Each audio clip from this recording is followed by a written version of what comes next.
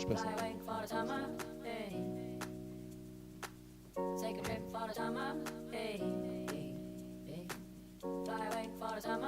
Il n'y a pas de plein écran pour la presse, non? Ah, c'est... Merci. Bon, ben je vais attaquer.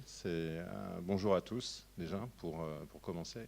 En effet, le thème a été dévoilé, c'est le chrono responsive, mais avant de démarrer, je vais me présenter en quelques mots. Donc, je suis Pascal Lano, anciennement directeur du M-Commerce, donc du mobile chez voyagesncf.com, et actuellement directeur de la Customer Experience sur l'ensemble des canaux digitaux. En quelques mots, Voyage SNCF, c'est le site de distribution officielle de la SNCF. Nous sommes présents à travers 55 pays, ce sont 1000 collaborateurs, un volume d'affaires au-dessus des 4 milliards. On est à 4,3 milliards, dont un tiers des transactions d'ailleurs est opéré sur mobile.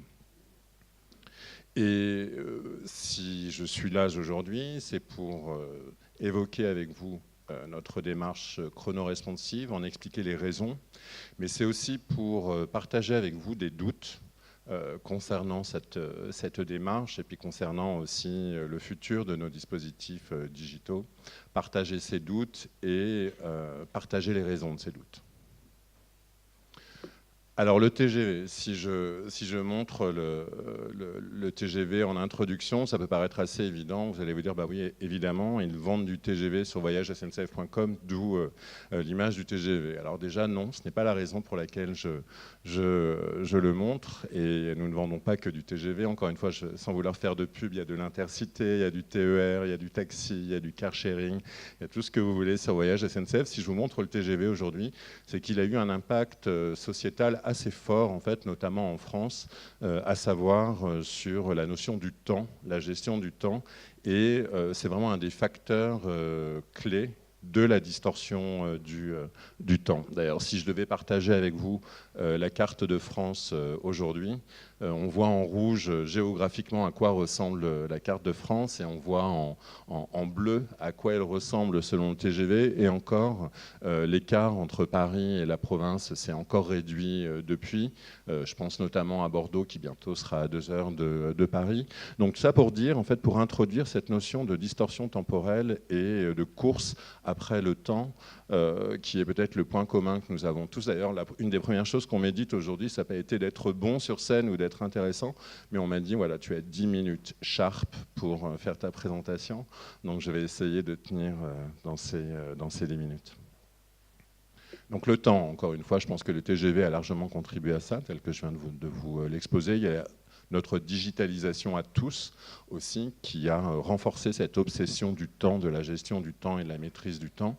Nous sommes tous hyper connectés, nous savons ce que nous voulons et nous le voulons dans l'ensemble, nous le voulons tout de suite aussi. Donc en tant que e-commerçant, mais ce n'est pas uniquement en tant que e-commerçant dans le travel qui vend entre autres des billets de train, c'est comment gérer en fait cette obsession du temps pour nos clients.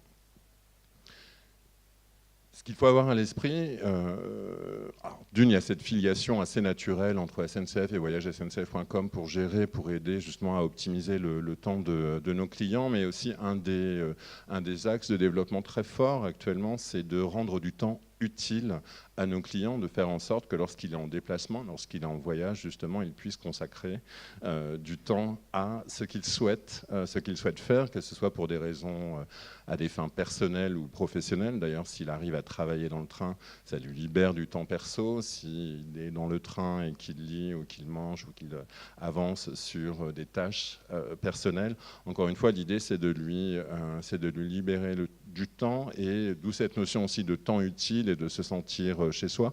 D'ailleurs, je vous invite tous à consulter sur Instagram les photos qui sont prises dans le train. Elles sont assez intéressantes parce que finalement, on pourrait prendre les mêmes photos dans un salon, dans une cuisine, à l'intérieur d'une maison. Alors, comment remplir cette mission? Comment faire en sorte, en tout cas, qu'on puisse gérer l'obsession du temps de nos clients et puis s'adapter à leurs besoins de temps utile et de temps gagné? Il y a un mot-clé chez nous qui est donc un mot-clé très français qui est la Golden Information, donc l'information pertinente, utile, distribuée au bon moment et au bon client. Alors, c'est ce qu'essayent de faire tous les e-commerçants, mais lorsque vous êtes en déplacement, en tout cas, ce besoin est d'autant plus utile, notamment en situation d'interconnexion ou de transit, qui sont des zones, des pain points, des zones de stress assez fortes pour nos clients. Et donc on a développé assez longtemps, c'est vrai que c'est le mobile qui est un canal naturel qui s'inscrit dans l'opportunité de l'instant. C'est avec le mobile que nous avons démarré cette démarche où nous avons décidé que finalement plus aucun support d'information ne devait être figé. C'est-à-dire que lorsque je délivre une information à mon client, même lorsqu'il s'agit d'une simple confirmation de commande, l'idée c'était de se dire en fait que les informations détenues ou transmises par cette confirmation de commande ou par un billet de train représenté sur mobile, mais aussi aujourd'hui sur le desktop, et c'est quelque chose que je vais partager avec vous juste après, il ne fallait plus que ces supports soient figés, c'est-à-dire que plus un client se rapprochait de son départ, en fait, et plus la hiérarchisation des informations allait évoluer. Donc adieu les pages statiques, il y a une vraie dynamique qui se met progressivement en place chez nous sur l'ensemble de nos supports afin de délivrer non pas un ensemble d'informations dans le même ordre, mais de varier cet ordre et de varier l'importance, de varier l'emphase de ces informations en fonction de son contexte. Assez logiquement, quand vous achetez un billet de train 3 semaines à l'avance, les informations dont vous avez besoin ne sont pas les mêmes que celles dont vous avez besoin 30 minutes avant votre départ. Et encore une fois, ce concept de chrono responsive, je ne souhaiterais pas l'enfermer dans un secteur particulier qui est celui du travel, qui est celui du voyage. Encore une fois, je pense que tous les e-commerçants sont concernés par cette approche. Moi-même, en tant que fervent client de plusieurs e-commerçants, j'avoue que je suis aussi en demande d'une information qui s'adapte à mon contexte et qui évolue en fonction de mes interrogations et de la présumée date de livraison, par exemple. Donc, d'où la mise en place de cette démarche chrono-responsive, d'où la mise en place d'un véritable programme dit de Customer Time Management. Ce programme, nous l'avons détaillé, découpé en fonction des différentes étapes d'un parcours client que nous nous refusons d'approcher de façon linéaire. Pour nous, il s'agit d'un cercle vertueux, d'un cycle d'achat dont la mission ultime est de réengager ensuite, par la suite, notre client. Donc à chacune des étapes, je ne vais pas m'attarder sur toutes parce que ce n'est pas le point le plus important. Mais à chacune des étapes, nous allons nous interroger sur le besoin réel du client, sur le besoin que nous pouvons déclencher. Nous allons nous interroger aussi sur les interconnexions qu'il peut avoir avec d'autres clients pour avancer dans sa démarche et dans son processus décisionnel. Nous nous interrogeons aussi sur le type d'information dont il peut avoir besoin et au-delà du type d'information, du bon format et du bon canal de livraison de ces informations. Encore une fois, l'idée étant toujours, en fonction du contexte temporel de notre client, d'adapter nos réponses. Et à chaque fois aussi, nous nous interrogeons, c'est le symbolisé par la flèche que vous voyez, une espèce d'ergot sur le côté, nous nous interrogeons sur le livrable que nous pouvons lui tendre pour pouvoir ensuite le réinjecter dans ce cercle vertueux, dans ce cycle expérientiel.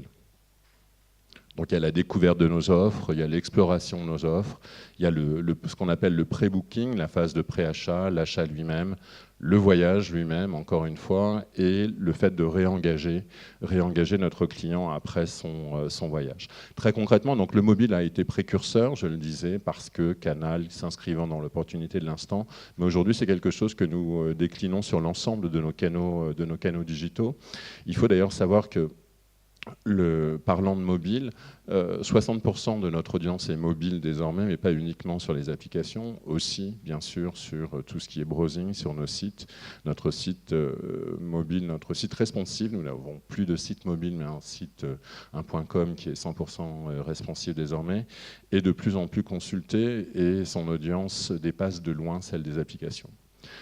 D'où cet exemple browsing qui est là décliné en version desktop, qui existe aussi en version responsive et que vous allez retrouver dans les applications, où en fonction justement du timing du client, du temps qui le sépare de son voyage, ces informations vont être délivrées ou non, ou délivrées dans un ordre différent, encore une fois avec une emphase différente, où on prend en compte en fait vraiment le vrai besoin du client. C'est un peu c'est du UX design, et j'ai même envie de dire du business design by UX, parce qu'en fonction du comportement client et de son contexte temporel, nous allons non seulement lui pousser des informations, mais aussi des services. Et donc il y a toute une réflexion qui est engagée depuis plusieurs mois autour de ça, avec une déclinaison qui est existante déjà aujourd'hui, à laquelle certains d'entre vous ont pu être exposés, d'autres non, parce que c'est quelque chose qui est diffusé progressivement. Nous avons basculé au mode agile à 100% depuis le 1er janvier, et donc à chaque fois que nous déclinons, que nous lançons une nouvelle fonctionnalité, elle est exposée progressivement à l'ensemble de notre audience. Donc ça, on en parlait hier, il y a quelques années, en effet, cette réflexion sur le chrono responsive a été engagée grâce au desktop. On se rend compte, grâce au mobile, on se rend compte qu'elle est indispensable sur le desktop aussi. Elle correspond à une attente forte de nos clients, notamment en lien avec cette obsession. Et nous avons à peine finalisé cette démarche, c'est-à-dire que nous sommes encore en train de la diffuser progressivement, que finalement, les doutes que je souhaitais partager avec vous concernent assez logiquement ceux du futur. Et quand je parle du futur, c'est de demain en fait, c'est pas d'après-demain, c'est de vraiment demain. Et ce sont des interrogations autour de, voilà, nous sommes en train de parfaire nos parcours digitaux, seulement est-ce que ces parcours digitaux vont encore exister tels quels demain? Et une des réflexions qui est vraiment très en lien aussi avec le chrono responsive, et qui est d'ailleurs un canal qui s'y prête fortement, c'est la réflexion que nous avons menée, c'était finalement de nous dire que nos interfaces clients, nos sites et nos applications allaient progressivement disparaître. C'est une conviction assez forte en interne, et d'où cette réflexion collective qui est lancée, et avec à la clé comme question, mais comment exister, comment distribuer demain nos offres, nos services, si notre site, si notre application n'existe plus ou ne sont plus utilisés. C'est une question que nous nous posons, c'est une question que je vous invite à vous poser vous aussi, que vous soyez annonceur ou pas annonceur aussi, parce que finalement, quand votre métier c'est de mettre en avant des annonceurs et de favoriser l'acquisition et la génération d'audience vers des supports digitaux, si ces supports digitaux demain disparaissent, qu'allez-vous devenir, qu'allons-nous devenir, comment allons-nous désormais interagir avec nos clients? Et en tout cas, voilà, c'est une réflexion qui est, alors non pas angoissante, mais qui est plutôt, je vais dire, challenging, et que nous avons, c'est une démarche que nous avons déjà engagée avec un POC, un Proof of Concept, qui a vraiment été couronné de succès, qui est encore en cours, ça a été de vendre via Facebook Messenger. Nous avions déjà une approche Customer Responsive, Chrono Responsive avec Facebook Messenger, où nous utilisions ce canal en Customer Care, en après-vente, c'est-à-dire qu'on accompagnait le client. Alors là, c'est du Customer Responsive, c'est du Chrono Responsive en fonction de ses besoins. Il pouvait nous contacter ou pas via Facebook Messenger, et Facebook Messenger alimente les clients qui choisissent ce canal d'information après leur achat, vraiment en temps réel avec les bonnes informations. Le challenge que nous nous sommes lancés, c'est, parce qu'encore une fois, le chrono-responsive, ce n'est pas quelque chose qui concerne uniquement le post-achat, c'est quelque chose qui est en pré-achat.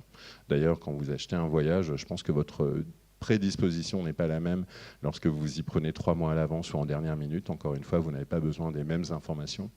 Et donc en pré-achat, nous nous sommes lancés aussi via Facebook Messenger pour de la vente.